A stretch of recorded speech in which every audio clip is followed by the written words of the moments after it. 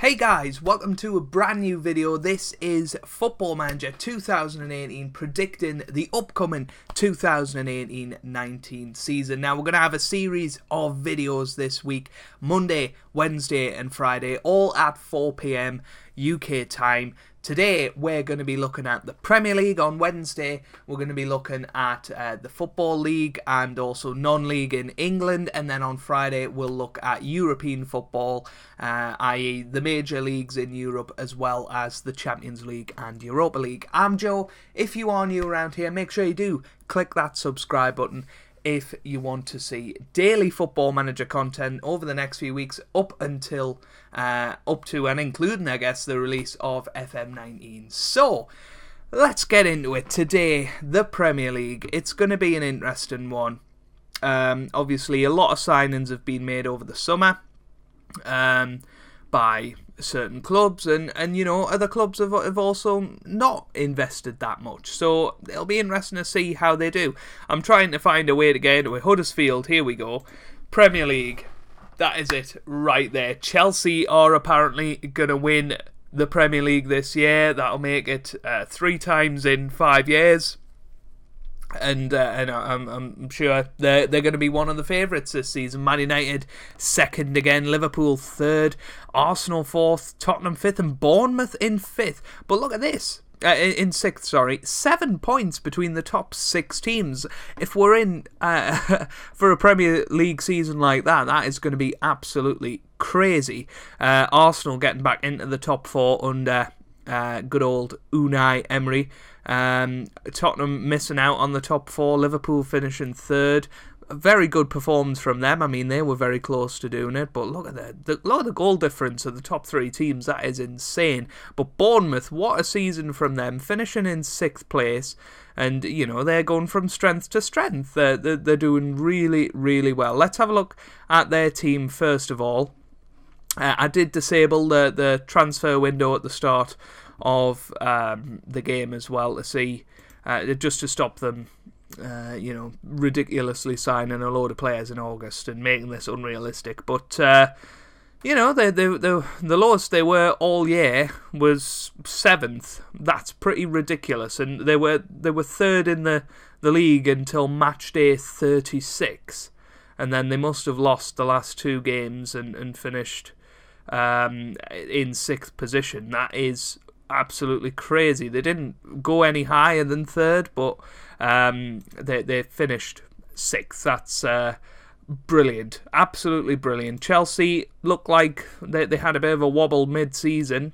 They were down to 5th at some point and came back strongly. What about Man United? They had a spell of dominance at the top of the league. Liverpool started off brightly, then struggled a little bit and sort of came back strongly towards the end. Arsenal, again, another team off to a strong start, and you know, lucky to finish 5th. That's looking very much like sort of 2006 to 8 region, where on the last day they would just sneak up into 4th. They were lucky, very lucky indeed. But Man City, I mean, defending champions-itis or what?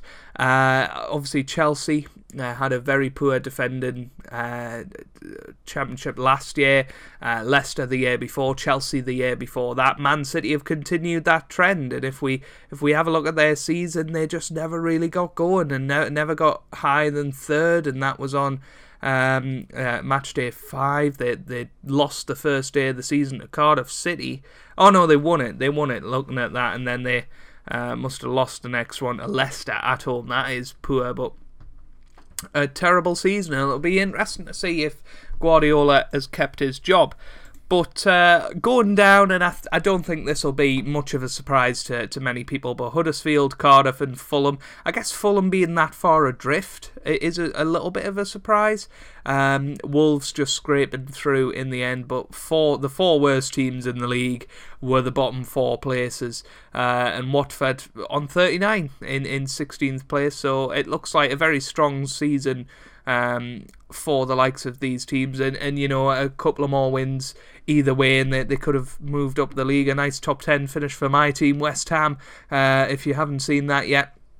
Hammers Unite is out Saturdays, Sundays, Tuesdays and Thursdays. That is our new FM series to take us up to FM19. Southampton back into the top 10, Everton top 10 as well. Let's just have a little look at player stats. So Firmino is top goal scorer with 20, Aubameyang, Kane on 19, Salah, Wilson, Aguero, Sanchez and Ashley Barnes on 14. That's a little bit of a random one. Eden Hazard gets the top average rating. Harry Kane, most man of the matches. Any other interesting ones? Not really.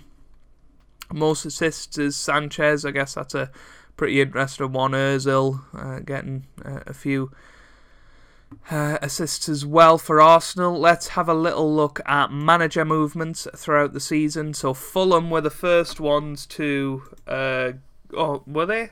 No, they weren't. Watford were the first ones to strike. So Javi Garcia was sacked in December. So, if we get through to December without a sack, and that'll be impressive. And then who took over? Francisco Guidolin. So it's impressive that Watford actually managed to stay up. Fulham then sacked Jukanovic. I'm guessing they were rock bottom of the league and brought in Slavan Bilic after that. And Pep Guardiola was sacked. He was sacked in January, and Simon Davies took over on an interim basis. So he went. He managed City until the end of the season. He's not there now, but that is pretty crazy for him. He guided them to 7th in the end, but even that isn't just not a success. I mean, Man City weren't really doing any worse than that at the time, so that could be a decision that haunts them at some point. And finally, Cardiff have sacked Neil Warnock in May after the team was relegated. A little bit harsh. If you're going to give him the whole season, give him the chance to bring you back up. But that is the Premier League. Absolutely crazy. We will see if any transfers were made. There was quite a few in January. Liverpool signed Bakambu. Gamiro went to Tottenham. Aspas went to Man City. Costa went to Southampton. Was there any bigger names? Mikel Antonio went from West Ham to Leicester. That's quite an interesting one. Van Aanholt to Southampton from Crystal Palace. Jordan Lukaku went to Bournemouth. Shaqiri from Liverpool to Vigo. He only spent half a year there. Valencia and Darmian also leaving Man United. Nick Pope leaving Burnley for Newcastle. So some very interesting signings in there. And, I'm sure there'll be a few that I've missed in there. And I think generally the season looks like a good one. And a few shocks in there for people to see as well. I don't really know what else we can have a look at in this video, but I can assure you that in Wednesday's video we will be having a similar look at the Football League in England and non-league as well. I'll also look at FA Cups and stuff. I guess we'll do that in this video actually, because I don't want it to be too short. So let's just see who won the FA Cup. Swansea won the FA Cup, beating Huddersfield in the final. That is crazy. I mean, look at who they put out in the semis. Huddersfield put United out, and Swansea beat Liverpool. Quarter-final stage, Everton got knocked out by Liverpool and Merseyside derby.